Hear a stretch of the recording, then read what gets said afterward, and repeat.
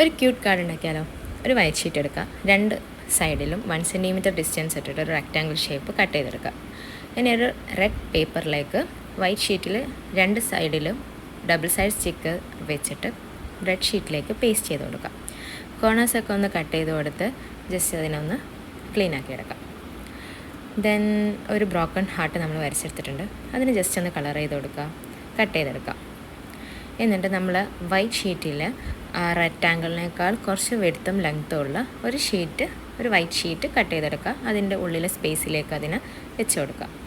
എന്നിട്ട് ആ broken heart ഉള്ളിലെ വൈറ്റ് ഷീറ്റിൻ്റെ എൻഡിലും പുറത്തെ വൈറ്റ് ഷീറ്റിൻ്റെ എൻഡിലും ആയിട്ട് പേസ്റ്റ് ചെയ്ത് കൊടുക്കുക. എന്നിട്ട് നമ്മുടെ മെസ്സേജ് അതിൽ എഴുതി കൊടുക്കുക. ജസ്റ്റ് പുള്ള് ചെയ്യുമ്പോൾ നമുക്ക് ആ മെസ്സേജ് കാണാൻ പറ്റും. ദെൻ വൈറ്റ് ഷീറ്റ് ഒന്ന് കളറാക്കാൻ വേണ്ടിയിട്ട് ലവ്സൊക്കെ വരച്ച് കൊടുത്തിട്ട് ജസ്റ്റ് ഒന്ന് ഡിസൈൻ ചെയ്ത് വെച്ചിട്ടുണ്ട്. അപ്പോൾ സിമ്പിളല്ലേ, ജസ്റ്റ് ഒന്ന് ട്രൈ ചെയ്ത് നോക്കുക.